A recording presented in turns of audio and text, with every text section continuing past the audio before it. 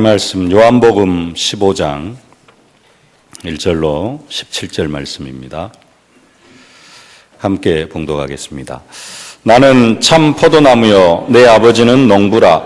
물은 내게 붙어있어 열매를 맺지 아니하는 가지는 아버지께서 그것을 제거해 버리시고 물은 열매를 맺는 가지는 더 열매를 맺게 하려 하여 그것을 깨끗하게 하시느니라. 너희는 내가 일러준 말로 이미 깨끗하여졌으니 내 안에 거하라. 나도 너희 안에 거하리라. 가지가 포도나무에 붙어있지 아니하면 스스로 열매를 맺을 수 없음같이 너희도 내 안에 있지 아니하면 그러하리라. 나는 포도나무요 너희는 가지라. 그가 내 안에 내가 그 안에 거하면 사람이 열매를 많이 맺나니 나를 떠나서는 너희가 아무것도 할 수 없음이라. 사람이 내 안에 거하지 아니하면 가지처럼 밖에 버려져 마르나니 사람들이 그것을 모아다가 불에 던져 사르느니라. 너희가 내 안에 거하고 내 말이 너희 안에 거하면 무엇이든지 원하는 대로 구하라. 그리하면 이루리라. 너희가 열매를 많이 맺으면 내 아버지께서 영광을 받으실 것이요 너희는 내 제자가 되리라. 아버지께서 나를 사랑하신 것 같이 나도 너희를 사랑하였으니 나의 사랑 안에 거하라. 내가 아버지의 계명을 지켜 그의 사랑 안에 거하는 것 같이 너희도 내 계명을 지키면 내 사랑 안에 거하리라. 내가 이것을 너희에게 이름은 내 기쁨이 너희 안에 있어 너희 기쁨을 충만하게 하려 함이라. 내 계명은 곧 내가 너희를 사랑한 것 같이 너희도 서로 사랑하라 하는 이것이니라. 사람이 친구를 위하여 자기 목숨을 버리면 이보다 더 큰 사랑이 없나니 너희는 내가 명하는 대로 행하면 곧 나의 친구라. 이제부터는 너희를 종이라 하지 아니하리니 종은 주인이 하는 것을 알지 못함이라. 너희를 친구라 하였노니 내가 내 아버지께 들은 것을 다 너희에게 알게 하였음이라. 너희가 나를 택한 것이 아니요 내가 너희를 택하여 세웠나니 이는 너희로 가서 열매를 맺게 하고 또 너희 열매가 항상 있게 하여 내 이름으로 아버지께 무엇을 구하든지 다 받게 하려 함이라. 내가 이것을 너희에게 명함은 너희로 서로 사랑하게 하려 함이라. 아멘. 생수의 강이 흐르는 성도라는 언약의 말씀입니다. 정말로 생수의 강이 여러분을 통하여서 흘러가실 수 있기를 주님의 이름으로 축복합니다. 하나님은 우리의 삶을 통하여서 생수의 강이 흘러가가지고 사해바다 같은 저 죽어있는 현장을 살리시기를 기뻐하십니다. 나를 믿는 자는 그 배에 성경에 이른과 같이 그 배에서 생수의 강이 흘러나오리라. 하나님은 사해바다 같은 그 현장을 살릴 수 있도록 우리에게 성령 하나님을 보내주셨습니다. 오늘 본문은 우리가 좀 몇 번 봤던 말씀이고요. 또 우리가 잘 아는 말씀입니다. 연초에도 제가 이 본문을 가지고 한번 말씀을 증거했었는데 예수님의 말씀하시는 참 포도나무와 가지의 비유입니다. 근데 오늘 본문을 좀 그냥 보는 게 아니라 전체적인 배경, 앞뒤 내용을 좀 살펴보면서 언약을 잡기를 원합니다. 기도하기를 원합니다. 오늘 예수님께서 참 포도나무와 가지의 비유를 말씀하시는데 이 비유를 말씀하시는 그 장소는 확실하지가 않습니다. 31절, 14장 31절에 보면은 마지막에 보면은 일어나라 여기를 떠나자 하시니라. 여기는 지금 최후의 만찬 석상입니다. 그리고 최후의 만찬 석상에서 일어나라 여기를 떠나자 하시니라 하면서 떠나가십니다. 그리고 18장에 보면은 겟세마네 동산에 최후의 만찬을 마치시고 겟세마네 동산에서 이제 마지막 기도를 드리시는 그런 장면이 나옵니다. 그래서 어떤 사람들은 지금 최후의 만찬 석상에서 겟세마네 동산으로 가시는 그 과정 속에서 그런 그 길 가는 중에 이 포도나무 비유뿐만 아니라 이제 포도나무 이 15장, 16장 말씀을 하셨다 그렇게 이야기를 합니다. 장소는 대충 그렇고요. 오늘 본문은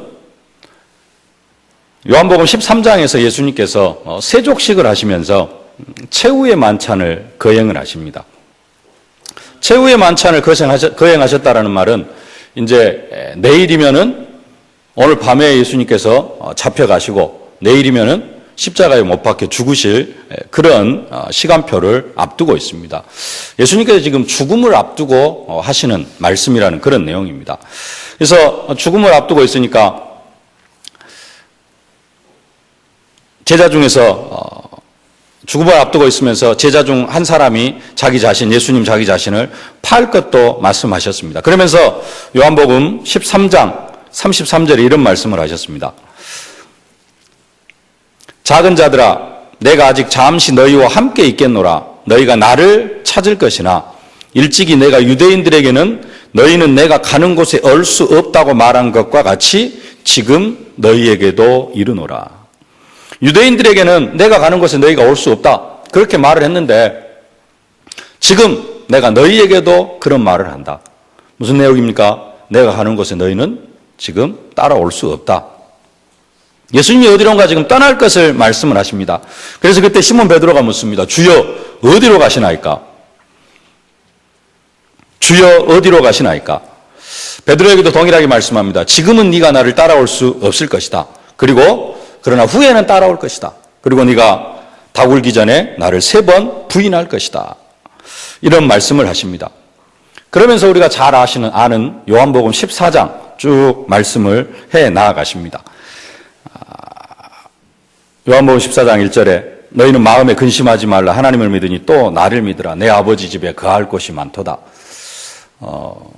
저도 장례식장 가면은 이 본문을 가지고 이렇게 말씀을 증거하기도 합니다만은 장례식장 갈 때 아니면 요한복음 14장 6절 내가 곧 길이요 진리요 생명이 나로 말미암지 않고는 아버지께로 올 자가 없느니라.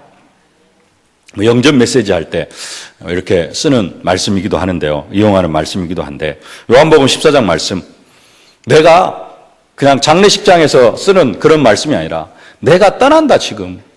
내가 떠난다고 해서 너희는 근심하지 말아라. 걱정하지 말아라. 그리고 내 아버지 집에 거할 곳이 많다. 내가 거처를 예비하러 간다. 그러면서 중점적으로 하시는 말씀은 내가 보혜사 성령 하나님을 보내주시겠다라는 약속입니다. 요한복음 14장 16절로 18절에 내가 아버지께 구하겠으니 그가 다른 보혜사를 너희에게 주사 영원토록 너희와 함께 있게 하리니 그는 진리의 영이라. 세상은 능히 그를 받지 못하나니 이는 그를 보지도 못하고 알지도 못함이라. 그러나 너희는 그를 아나니 그는 너희와 함께 거하시며 또 너희 속에 거하시겠음이라. 내가 너희를 고아와 같이 버려두지 아니하고 너희에게로 오리라. 이 요한복음 14장까지는 예수님께서 지금 세족식을 거행하시면서 최후의 만찬 석상에서 하시는 말씀입니다. 내가 간다. 내가 너희를 떠나간다. 그러나 버려두지 않겠다. 보혜사 성령을 보내주겠다. 성령으로 내가 다시 너희에게 찾아올 것이다. 그 말씀을 하시는 겁니다. 14장 26절에서도 말씀합니다. 보혜사 곧 아버지께서 내 이름으로 보내실 성령 그가 너희에게 모든 것을 가르치고 내가 너희에게 말한 모든 것을 생각나게 하시리라. 요한복음 14장을 정리하면요. 내가 내일 지금 십자가에 못 박혀 죽는데 너희를 떠나가는데 그럼에도 불구하고 너희는 염려하지 말아라. 근심하지 말아라. 왜? 내가 보혜사 성령 하나님을 보내주실 것이기 때문에. 그렇기 때문에 너희는 절대 근심하거나 염려하지 말라라는 겁니다. 그러면서 오늘 이어서 계속해서 이제는 요한복음 15장 말씀을 하십니다. 포도나무와 가지의 비유를 말씀하십니다. 내용은 나중에 좀 살펴보고요. 15장 결론을 보면은 또 성령 하나님에 대해서 말씀합니다. 26절, 27절 말씀 함께 봉독하겠습니다.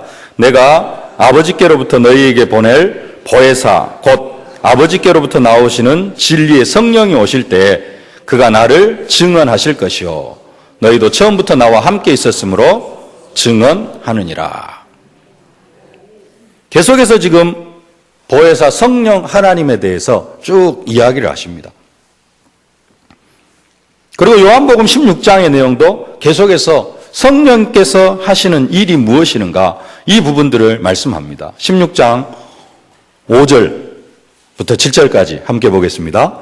지금 내가 나를 보내신 이에게로 가는데 너희 중에 나더러 어디로 가는지 묻는 자가 없고 도리어 내가 이 말을 함으로 너희 마음에 근심이 가득하였도다.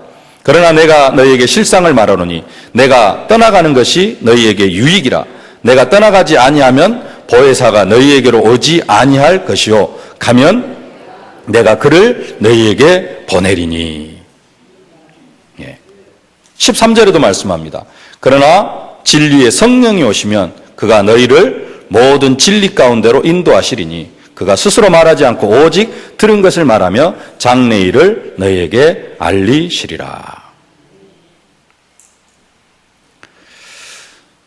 계속해서 지금 요한복음 14장, 15장, 16장 다 성령 하나님을 보내주실 것에 대해서 말씀하시는 그런 내용들입니다. 근데 이 성령 하나님을 보내주시겠다고 말씀하시는 이유가 있어요. 다른 게 아니라 예수님의 죽음에 대해서, 예수님이 떠나가시는 것에 대해서 지금 제자들이 다 염려, 근심, 걱정 속에 빠져 있습니다. 근데 내가 너희를 버려두고 가지만은, 그렇지만은 두려워하지 말아라, 걱정하지 말아라. 왜냐? 보혜사 성령을 보내줄 것이기 때문이다. 그러면서 계속해서 반복되어지는 말씀이 하나 있는데요. 다시 14장으로 넘어와서 14장 29절 말씀 함께 봉독하겠습니다. 이제 일이 일어나기 전에 너희에게 말한 것은 일이 일어날 때에 너희로 믿게 하려 함이라. 아직 일이 일어나지 않았습니다. 예수님이 십자가에 못 박혀 죽는 그런 일이 일어나지 않았어요. 근데 미리 말씀합니다. 뭔가를 말씀하셔요. 왜요? 믿게 하려 함이라. 15장 11절 함께 봉독하겠습니다. 내가 이것을 너희에게 이름은 내 기쁨이 너희 안에 있어 너희 기쁨을 충만하게 하려 함이라. 제자들은 두려워하고 염려하고 근심할 것인데 근심하지 말아라. 보혜사 성령을 보내주셔서 너희 기쁨을 충만하게 하려 함이라. 17절 내가 이것을 너희에게 명함은 너희로 서로 사랑하게 하려 함이라. 16장 1절 내가 이것을 너희에게 이름은 너희로 실족하지 않게 하려 함이니. 실족, 넘어질까? 영적으로 넘어질까? 두려움 가운데, 염려 가운데 빠져가지고 실족할까 봐서 실족하지 않게 하려고 지금 제자들에게 계속해서 성령 하나님에 대해서 말씀하신다는 겁니다. 16장 22절 지금은 너희가 근심하나 내가 다시 너희를 보리니 너희 마음이 기쁠 것이요 너희 기쁨을 빼앗을 자가 없으리라. 부활하실 것도 말씀하십니다마는 궁극적으로 보혜사 성령을 보내주실 것을 말씀하시는 그런 내용입니다. 16장 33절 함께 봉독하겠습니다. 이것을 너희에게 이르는 것은 너희로 내 안에서 평안을 누리게 하려 함이라.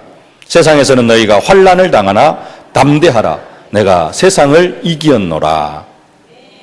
아멘.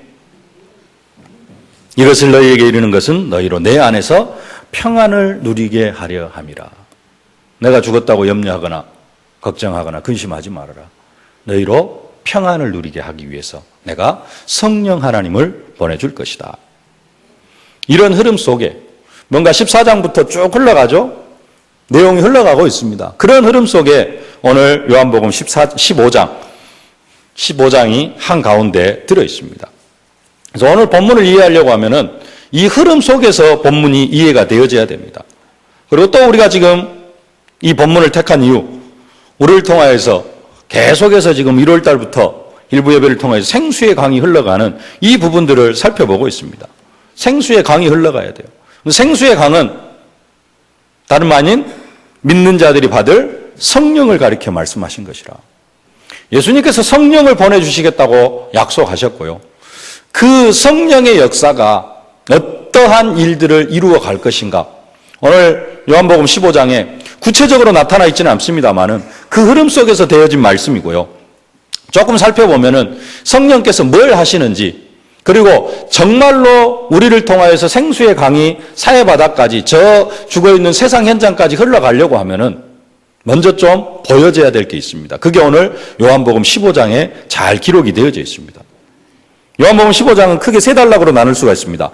1절부터 11절까지, 그리고 12절부터 17절까지, 그리고 18절부터 마지막 절까지인데요. 제가 보니까 16장 한 4절, 5절까지 계속해서 연결되어진 그런 내용들입니다. 첫 번째 단락은 포도나무의 비유를 통해서 예수님과 제자와의 관계를 설명해 주고 있고요. 두 번째 단락은 제자들 간의, 성도들 간의 관계, 어떤 관계가 형성이 되어져야 될 것인가. 그리고 마지막 단락은 성도들과 세상과의 관계를 말씀하고 있습니다. 성령이 어떻게 이 속에서 역사하시는가. 생수의 강이 흘러가야 되는데 그냥 나를 통하여서 바로 그냥 저 세상으로 생수의 강이 흘러가는 것이 아니라 성령의 역사가 가장 먼저 그냥 세상적으로 무조건적으로 나타나는 것이 아니라 이 성령의 역사가 나타나려고 하면은 오늘 요한복음 15장 전체적인 흐름 속에서 생수의 강이 어디까지요? 사해 바다까지 너희를 대적하고 우리를 미워하는 그 세상에까지 흘러갈 수 있다라는 것입니다. 성령 충만한 사람은 이런 것들을 잘 몰라도 됩니다. 성령 충만한 사람은 하나님과의 관계, 예수님과의 관계가 아주 뜨거운 관계에 있고요. 성령 충만한 사람은 별로 인간관계에서도 갈등되어질 게 없습니다. 그런 사람은 그냥 생수의 강이 바로 사해바다 현장으로 흘러갈 수가 있습니다. 근데 요즘 뭔가가 좀 잘 안 되어지고, 성령의 인도를 받는다고 하는데 뭔가가 좀 잘 안 되어지고, 전도를 하려고 하는데 전도도 좀 잘 안 되어지고, 그런 분들은 오늘 메시지가 좀 잘 이해가 되어지고, 전체적인 성령의 역사, 전체적인 성령의 흐름 속으로 생수의 강이 어떻게 흘러가는가 하는 부분들을 자신을 좀 점검하고 이 부분에 응답을 받아야 될 줄로 믿습니다. 첫 번째로 1절부터 11절까지는 예수님과 나와의 관계, 포도나무와 참 포도나무와 가지의 비유를 통하여서 예수님과 나와의 관계가 어떤 관계에 있는가, 이 부분들을 좀 살펴볼 수 있어야 됩니다. 예수님은 자신을 그냥 포도나무가 아니요 참 포도나무라, 그리고 아버지는 농부, 그리고 우리는 가지라, 그렇게 말씀하시면서 예수님과 우리와의 관계, 하나님과 예수님과의 관계도 설명하시지만 궁극적으로 예수님과 우리와의 관계를 말씀을 하고 계십니다. 참 포도나무, 예수님께 자기 자신을 참 포도나무라 그랬는데요. 구약성경 몇 구절을 봉독해 드리겠습니다. 시편 80편 8절인데요. 주께서 한 포도나무를 애굽에서 가져다가 열방을 쫓아내시고 이를 심으셨나이다. 애굽에서 가져다 심은 한 포도나무는 이스라엘 민족을 이야기합니다. 이사야 5장 2절에 땅을 파서 돌을 제하고 극상품 포도나무를 심었도다. 그 중에 망대를 세웠고 그 안에 술틀을 팠었도다. 좋은 포도 맺기를 바랐더니 들포도를 맺혔도다. 하나님의 애굽에서 한 포도나무, 그것도 극상품의 포도나무를 가져다가 가나안 땅에 심었는데, 가나안 땅에다가 심었는데, 그래서 이것을 잘 갖고 좋은 포도 열매를 맺기를 맺혔는데 들포도를 맺혔다는 겁니다. 그래서 에스겔서 15장에 이렇게 말씀합니다. 인자야, 포도나무가 모든 나무보다 나은 것이 무엇이랴? 산림 중 여러 나무 가운데 있는 그 포도나무 가지가 나은 것이 무엇이랴? 그 나무를 가지고 무엇을 제조할 수 있겠느냐? 그것으로 무슨 그릇을 걸 못을 만들 수 있겠느냐? 불에 던질 화목이 될 뿐이라. 불이 그 두 끝을 사르고 그 가운데 태웠으면 제조에 무슨 소용이 있겠느냐? 그것이 온전할 때에도 아무 제조에 합당치 않았거든. 하물며 불에 살라지고 탄 후에 어찌 제조에 합당하겠느냐? 그러므로 주 여호와 내가 말하노라. 내가 숲풀 가운데 포도나무를 불에 던질 화목이 되게 한 것 같이 내가 예루살렘 거민도 그같이 할지니라. 하나님께서 포도나무 한 그루, 그것도 극상품의 포도나무 한 그루를 애굽에서 400년 종살이하고 있는 그 애굽에서 옮겨 심었습니다. 가나안 땅에다.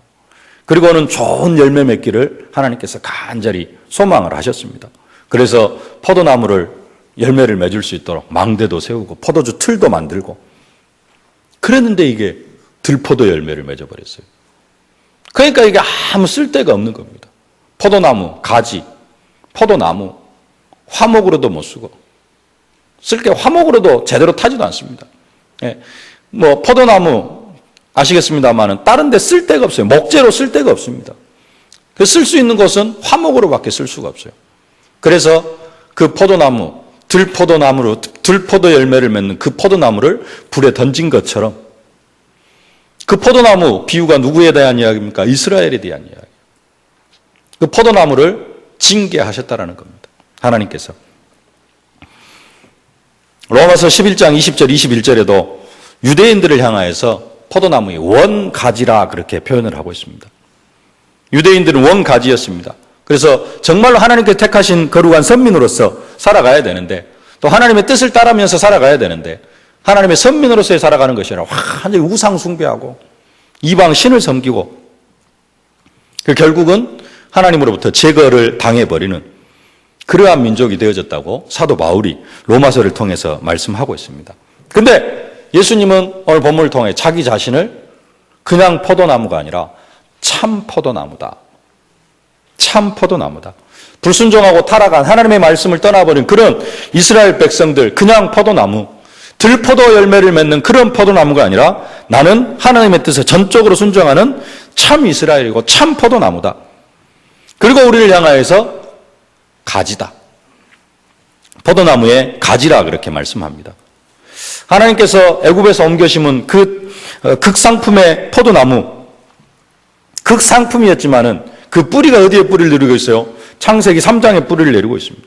그래서 결국은 그들은 불순종할 수밖에 없었습니다. 그래서 하나님은 뿌리가 창세기 3장이 아닌 뿌리가 하나님 자체이신 참 포도나무를 이스라엘 가운데 심으셨습니다. 그 참 포도나무가 누구예요? 예수 그리스도. 그리고 이제는 그 포도나무에다가 다른 포도나무를 심는 게 그 포도나무에다가 우리를 접붙이기를 시작하신 것입니다. 세상에 접붙이는 방법과는 조금 다릅니다. 세상에 접붙이는 방법은 뭡니까? 돌감나무가 있어요. 돌감나무가 있으면은 그 가지 대부분을 다 잘라버리고 거기에다가 뭘 접을 붙입니까? 단감나무 가지를 갖다가 접을 붙입니다. 그러면은 그 가지가 자라가지고 거기에서 어떤 열매가 맺어요? 단감나무 열매가 맺습니다. 뿌리는 뭐예요? 뿌리는 돌감나무입니다. 근데 단감나무 가지 접을 붙이면은 단감나무 열매가 맺습니다. 근데 하나님의 접붙이시는 방법은 좀 틀립니다. 뿌리가 뭐예요? 나무가 뭡니까? 참 포도나무예요. 거기다가 창세기 3장에 뿌리를 두고 있는 우리를 접을 붙여요. 뭘로 접을 붙이느냐? 성령으로 접을 붙입니다. 우리가 하나님과 예수님과 하나가 되어지는 방법이 뭡니까? 성령으로. 우리가 하나님과 함께하는 방법이 뭡니까? 성령으로. 성령에 접을 붙여요. 그러면은 우리의 열매를 맺는 게 아니라 누구의 열매를 맺어요? 뿌리, 줄기의 열매를 맺어가는 것. 그게 하나님의 접붙이시는 방법입니다.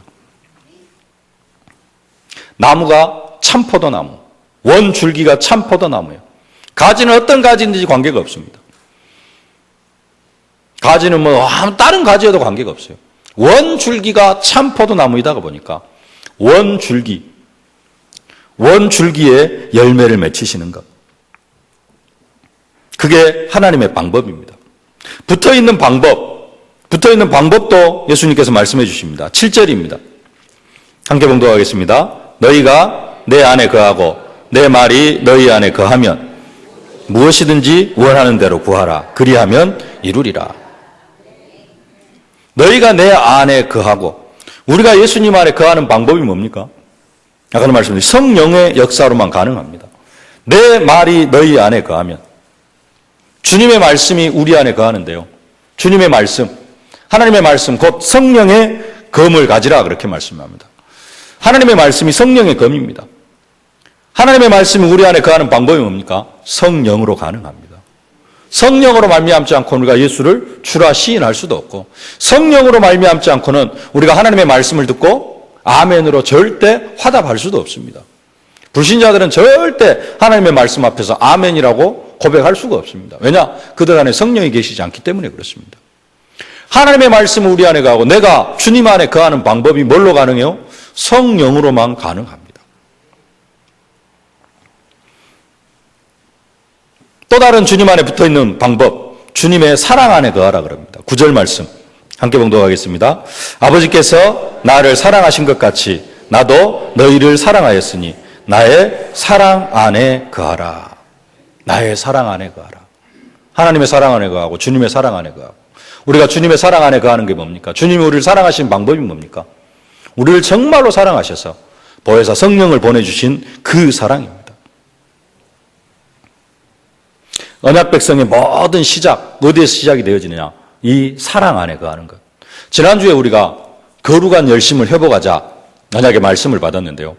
그 거룩한 열심을 회복하고 거룩한 열심 속으로 들어가는 시작도 어디에 있느냐? 하나님의 사랑을 누리는 데서 시작이 되어집니다.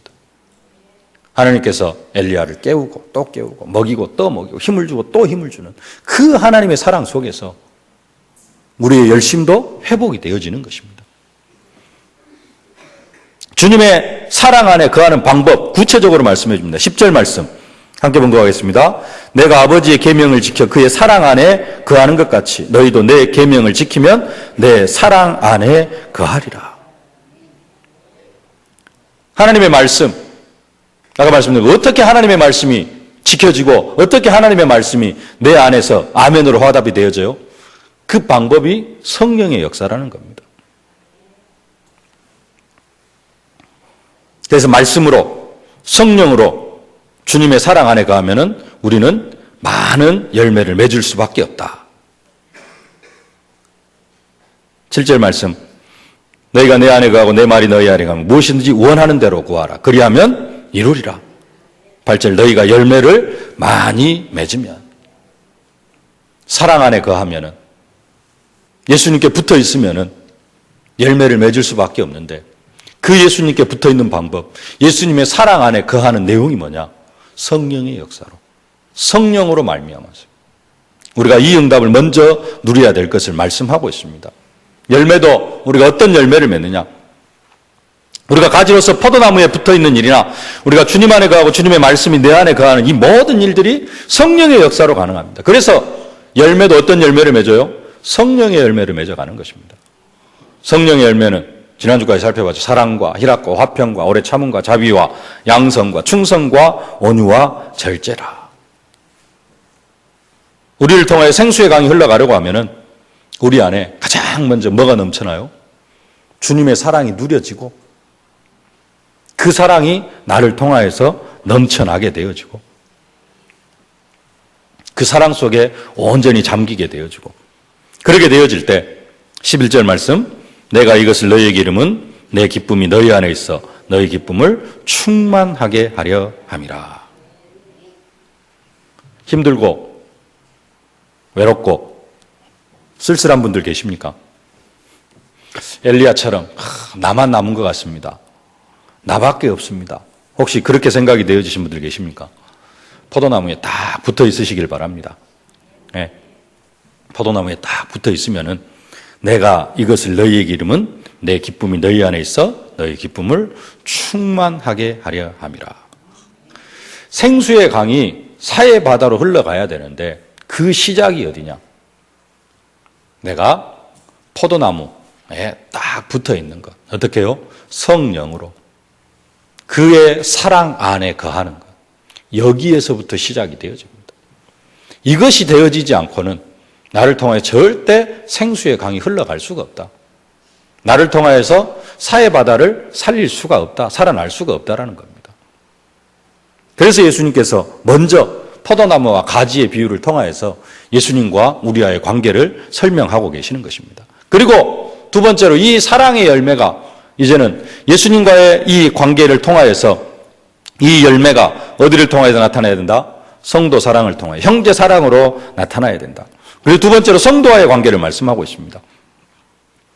그래서 12절부터는 형제를 사랑하고 서로 사랑할 것을 말씀하십니다. 12절 말씀, 12절, 13절 함께 봉독하겠습니다. 내 계명은 곧 내가 너희를 사랑한 것 같이 너희도 서로 사랑하라 하는 이것이니라. 사람이 친구를 위하여 자기 목숨을 버리면 이보다 더 큰 사랑이 없나니. 이 사랑의 관계가 사실적으로 형성이 되어져야지 그 다음에 어디까지 흘러갈 수가 있어요? 사해 바다까지 흘러갑니다. 예수님과의 사랑의 관계가 형성이 되어지고 이 예수님과의 사랑의 관계가 어디로 나타나고 형제 사랑, 성도 사랑으로 나타날 때 그때 성령의 역사, 생수의 강이 사해 바다로 흘러가게 되어지는 것입니다. 성도 간에 서로 교통하는 것, 정말로 중요합니다. 예수님께서도 이 부분을 아주 중요하게 말씀하시고요. 우리가 신앙 고백, 아까도 했습니다마는 신앙 고백할 때 예수 그리스도를 믿는 것만큼이나 성도가 서로 교통하는 것, 사도신경으로 계속해서 말씀하고 고백하고 있고요. 예수님께 말씀하십니다. 그러므로 예물을 제단에 드리다가 거기서 내 형제에게 원망 들을 만한 일이 있는 줄 생각나거든 예물을 제단 앞에 두고 먼저 가서 형제와 화목하고 그 후에 와서 예물을 드리라. 형제와 화목하지 않고 하나님 앞에 예물을 드리고 형제와 화목하지 않고 하나님 앞에 예배를 드리는 그 행위, 하나님께서 기뻐 받으실 수 없다라는 겁니다. 당연히 하나님을 사랑하면은 형제를 사랑한다. 그래서 사랑의 사도 요한이 이야기하죠. 누구든지 하나님을 사랑하라고 그 형제를 미워하며 너는 거짓말하는 자니 보는 바 그 형제를 사랑하지 아니하는 자 보지 못하는 바 하나님을 사랑할 수 없느니라. 사랑하지 아니하는 자는 하나님을 알지 못하나니 이는 하나님은 사랑이심이라. 예수님을 사랑하는 사람은 자연스럽게 그 사랑이 어디로 나타나요? 형제 사랑으로, 교회 사랑으로, 성도 사랑으로. 예수님께서 그냥 사랑하라는 것이 아니라 예수님이 우리를 향하여서 최고의 사랑, 자기의 목숨을 버리는 그 사랑으로 사랑했기에. 그리고 방금 13절 읽은 사람이 친구를 위하여 자기 목숨을 버리면 이보다 더 큰 사랑이 없다. 예수님께서 우리를 사랑하시는 방법, 자기 목숨을 버리시면서까지 우리를 사랑해 주셨습니다. 그래서 그 사랑으로, 그 사랑을 받고 우리가 목숨을 버릴 것까지는 아니지만은 정말로 그런 사랑으로 형제를 사랑할 것을 명령하고 계십니다. 내 계명은 그럽니다. 내 계명은. 계명으로 우리가 살아가는 것이 아니고 성령께서 역사하시면은 자연적으로 성령은 뭐 하는 거예요? 그리스도의 영이고 그리스도께서 하신 일을 성령께서 우리 안에 이루어 가시기 때문에 내가 정말로 성령의 역사 속으로 들어가면은 자연스럽게 형제를 사랑하고 성도를 사랑하는 이 응답과 축복이 임하게 되어질 줄로 믿습니다. 그래서 보혜사 성령이 함께 하실 것이기 때문에 그 보혜사 성령의 능력으로 말미암아 뭐 해라? 형제를 사랑해라. 내 이웃을 사랑해라. 라고 명령하고 계시는 것입니다. 참 포도나무 되신 예수님과 가지된 우리가 성령으로 붙어있는 관계, 성령으로 접붙임 바 되어진 그런 관계, 또 성령 안에서 주님의 사랑을 풍성히 누리는 그런 관계가 되어졌기 때문에 이제는 우리가 주님의 사랑을 받는 그 관계를 넘어서서 이제는 그 사랑이 내 형제 사랑으로, 성도 사랑으로 서로 사랑하는 그러한 관계가 되어져야 된다는 것입니다. 그래야 이 사랑이 사해바다까지 흘러갈 수 있다.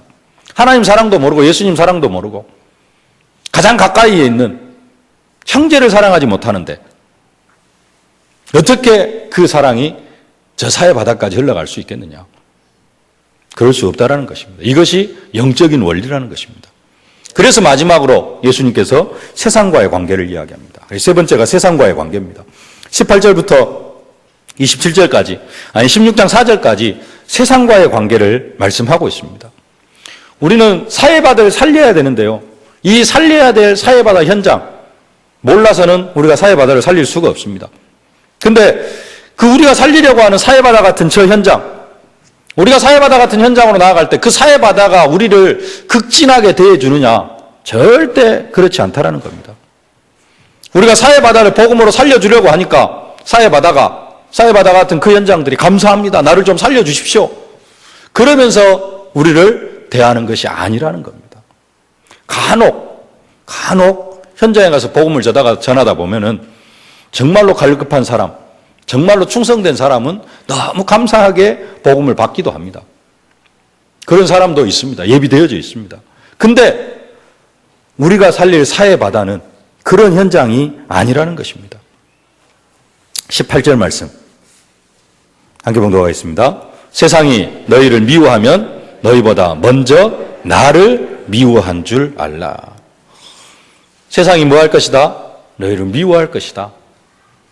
세상이 너희를 미워하는데 너희를 미워하기보다는 누구를 미워해서 그런 것이다? 예수님을 미워해서 너희를 미워하는 것이다. 그것으로 알라는 겁니다. 그러나 세상이 예수님만 미워하는 것이 아닙니다. 누구도 미워하느냐? 저도 미워하고요. 세상은 여러분도 미워합니다. 예수님께서 하시는 말씀이에요. 19절 말씀 함께 봉독하겠습니다. 너희가 세상에 속하였으면 세상이 자기의 것을 사랑할 것이나 너희는 세상에 속한 자가 아니요 도리어 내가 너희를 세상에서 택하였기 때문에 세상이 너희를 미워하느니라. 우리가 세상에 속해 있으면 세상이 자기의 것을 사랑해요. 내가 세상 것이 되어져 있으면 세상이 자기 것이기 때문에 세상이 나를 사랑해 줍니다. 근데 우리는 어떤 사람이에요? 내가 예수님을 택한 것이 아니라 예수님이 나를 택해버렸어요. 그리고 내가 누구 것이 됐어요? 예수님 것이 되어버렸습니다. 그래서 내가 너희를 세상에서 택하였기 때문에 세상이 너를 미워하느니라. 우리의 신분은 어떤 신분이냐? 세상이 미워할 수밖에 없는 그런 신분이 되어졌습니다. 내가 세상에 나갔는데 세상이 나를 너무 잘해준다. 여러분의 신분을 한번 점검해 봐야 됩니다. 세상은 나를 미워하게 되어져 있어요. 왜 그러느냐? 세상 임금이 마귀예요. 우리는 복음을 전하는 전도자고 세상 나라를 깨트리고 그게 하나님의 나라를 세워가려고 하는 그러한 전도자들입니다. 그러니 당연히 세상이 우리를 미워할 수밖에 없죠. 우리가 정복하려고 하는 세상, 창세기 13장, 사도행전 13장, 16장, 19장, 무속, 점술, 귀신 문화. 단순하게 문화가 아니고 이것을 문화유산으로 만들어가지고 그것을 국가 자긍심으로 만들어가고 있다. 그게 세상이다. 창세기 3장으로 조직을 만들고 창세기 6장 네피림 문화를 작품으로 만들어가지고 그것을 전시하고 그거 관람하게 하면서 돈 받고 교회 들어오면서 돈 내는 데 있어요. 헌금은 하겠습니다만은 교회 관람하면서 관람할 사람도 없겠습니다만은 교회 관람하면서 돈 내고 관람하는데 없습니다. 절간 들어갈 때는 다 돈 내고 들어가요. 그 귀신 섬기는 것을 문화유산으로 만들어가지고 관람하게 만들고 돈 받고 작품으로 만들고 그걸 정체성으로 만들어가지고 확립시켜 나가는 것. 그게 세상이라는 겁니다. 우리는 이것을 영적으로 무너뜨리려고 하고 있습니다. 그러니 세상은 우리를 미워할 수밖에 없다는 겁니다. 우리가 살리려고 하는 사회바다 같은 현장, 그 현장이 이런 현장입니다. 호락호락한 그런 현장이 아니라는 것입니다. 그러나 낙심할 것만이 아니고 그래서 하나님께서 보혜사 성령을 보내주셔서 그리스도를 증거하실 것을 약속하고 계십니다. 그런 세상 현장을 향하여서 26절, 27절 함께 봉독하겠습니다. 내가 아버지께로부터 너희에게 보낼 보혜사 곧 아버지께로부터 나오시는 진리의 성령이 오실 때 그가 나를 증언하실 것이요. 성령께서 증언하실 것이다. 너희도 처음부터 나와 함께 있었으므로 증언하느니라. 27절 문장을 보면 조금 안 맞습니다. 너희도 처음부터 나와 함께 있었으므로 증언하느니라. 이 원어의 문장을 보면은 두 가지 표현으로 해석이 가능하대요. 직설법적으로도 해석이 가능하고 명령법으로도 해석이 가능하다. 근데 오늘 우리 성경은 직설법으로 해석을 해놨는데 학자들은 그렇게 이야기하면 명령법으로 해석하는 게 더 맞다. 명령법으로 해석하면 어떻게 되느냐? 너희도 처음부터 나와 함께 있었으므로 증언해라. 성령께서도 나를 증언할 것이다. 성령께서 예수 그리스도를 증언할 것이다. 지금 제자들은 이 예수님의 말씀을 듣는 제자들은 예수님과 함께 3년 공생의 사역을 함께 했습니다. 너희들이 처음부터 나와 함께 있었고 나의 공생의 사역을 다 지켜봤기 때문에 너희도 나를 증거해라. 우리는 어떤 사람입니까? 그 성령이 나와 함께 계십니다. 성령은 예수님께서 말씀한 모든 것을 가르치시고 생각나게 하십니다. 그래서 우리에게도 하시는 말씀, 너희도 뭐 해라? 그리스도를 증거해라. 우리에게 주시는 말씀입니다. 그렇게 되어질 때 세상이 살아나게 되어져 있습니다. 사회바다 같은 현장이 살아나게 되어져 있습니다. 말씀을 맺겠습니다. 직접적으로는 예수님께서 제자들에게 하시는 말씀, 내가 떠나간다. 그렇지만 너희들이 염려하지는 말아라. 내가 십자가에 못 박혀 죽는다.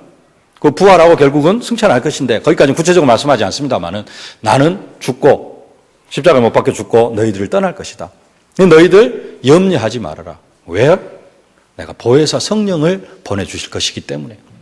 그 성령으로 먼저 나는 떠나가지만 영적으로 어떤 관계가 되어져요? 포도나무인 원 가지에, 원 줄기에 너희들이 붙어 있게 되어진다. 성령으로 제자들 앞에서도 떠나가십니다.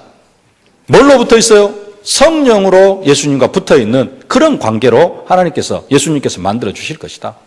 그리고 그 예수님과 영적으로, 성령으로 영적으로 붙어 있는 그런 관계로 끝나는 게 아니라 이제는 그 관계가 어디로 나타나야 되고 성도 간의 관계로 나타나야 되고 그걸로 끝나는 것이 아니라 세상에서도 그리스도를 증거해야 되는데 그 세상은 너희를 미워할 것이다. 그러나 성령께서 그 세상에다가 그리스도를 증거할 것이기 때문에 너희도 그 세상에다가 그리스도를 증거해라. 그러면은 사회바다 같은 그 현장이 살아나게 되어질 것이라는 말씀입니다. 나를 통하여서 생수의 강이 흘러가야 됩니다. 생수의 강이요. 그래서 진짜 사회바다가 살아나야 됩니다. 지난주에 말씀, 아까도 말씀드렸지만 거룩한 열심을 회복해라 그랬는데 그 거룩한 열심도 먼저 뭘 해야 돼요? 하나님의 사랑을 받아야 됩니다.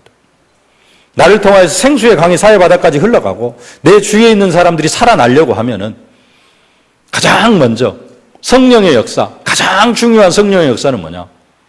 포도나무, 참 포도나무 되시는 예수님께 붙어 있게 하는 게 성령의 가장 큰 역사입니다. 이 관계가 제대로 되어지지 않고는 생수의 강이 흘러갈 수가 없고요. 예수님과의 이 참 포도나무 가지와의 관계가 형성이 되어지면은 그 열매가, 그 응답이 가장 먼저는 교회 안에 성도 간의 관계, 서로 사랑의 관계로 나타나고 교회 안에서 정말로 서로 사랑하는 사람이 현장에 가서 복음도 제대로 전할 수가 있는 것입니다.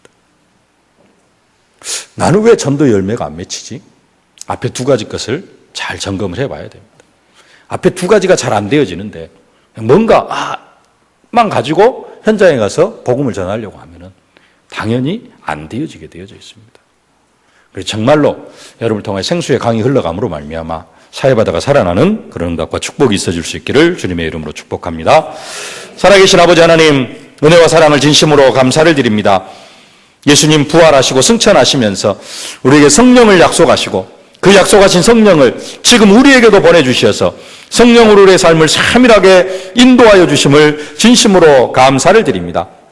성령으로 하나님 정말로 우리가 참 포도나무 되시는 예수님께 잘 붙어있는 저희들이 되어줄 수 있도록 은혜로 함께하여 주시옵소서. 붙어있기만 하면 열매를 맺는다고 약속하셨사오니 예수님과 잘 붙어있게 하여 주시옵시고 그 열매가, 그 증거가 이제는 교회 안에서 성도 사랑으로 나타나게 하여 주시옵시고 그 생수의 강이 저 사회바다까지 흘러가므로 사회바다까지 살리는 우리 전도자들이 다 되어줄 수 있도록 은혜와 축복으로 함께하여 주옵소서. 예수님의 이름으로 기도하옵나이다. 아멘.